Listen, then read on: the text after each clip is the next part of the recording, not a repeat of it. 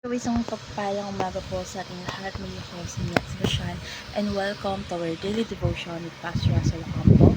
And today is June 22, 2026 and our topic is all about prayer from the lowest place. So, our Bible readings for today is all about John chapter 2, specifically 1 and 2.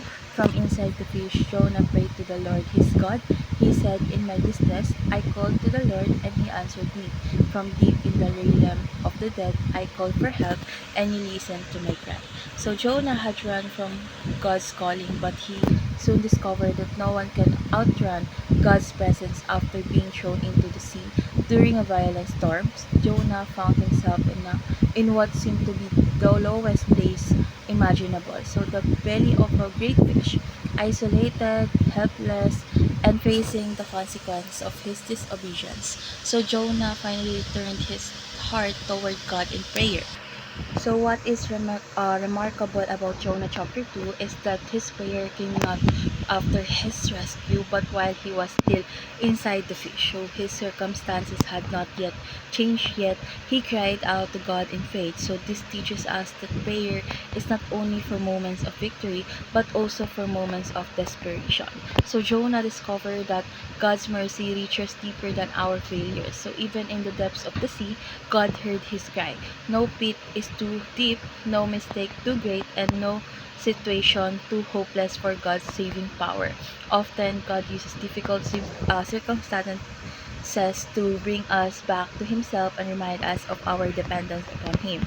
So, let's go on to our teaching. First is God hears the prayers of those who cry out to Him. So, Jonah discovered that distant failure and suffering cannot prevent God from hearing a sincere cry for help.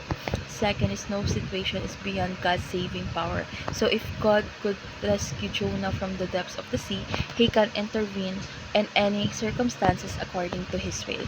And last is affliction can become an opportunity to return to God. So difficult seasons often become the very means God uses to draw us back into deeper fellowship with Him. So how do we respond? First is pray to God even in your darkest moments. So do not wait until circumstances improve before seeking God. Call upon Him right where you are. Second is trust that God's grace is greater than your failures. So your mistake do not place you beyond the reach of God's mercy. And lastly is allow your trials to draw you closer to the Lord instead of farther away. So choose to lean on God during hardship rather than becoming bitter or discouraged. So let's go on to our discussion. Excuse me.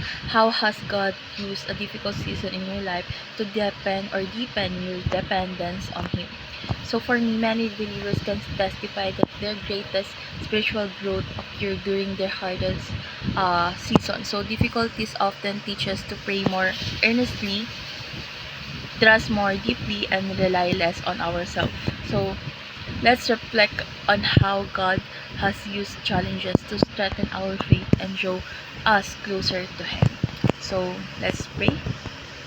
Heavenly Father, thank you that no place is too dark and no situation is too hopeless for your saving power. Thank you for hearing our prayers even when we feel overwhelmed by failure, fear, or hardship. Help us to turn to you in every season of our life, than our mistakes. So use our trials to deepen our faith, strengthen our dependence upon you, and draw us closer to your heart. Thank you for the hope we have through Jesus Christ, who conquered sin and death for us. In His precious name we pray. Amen.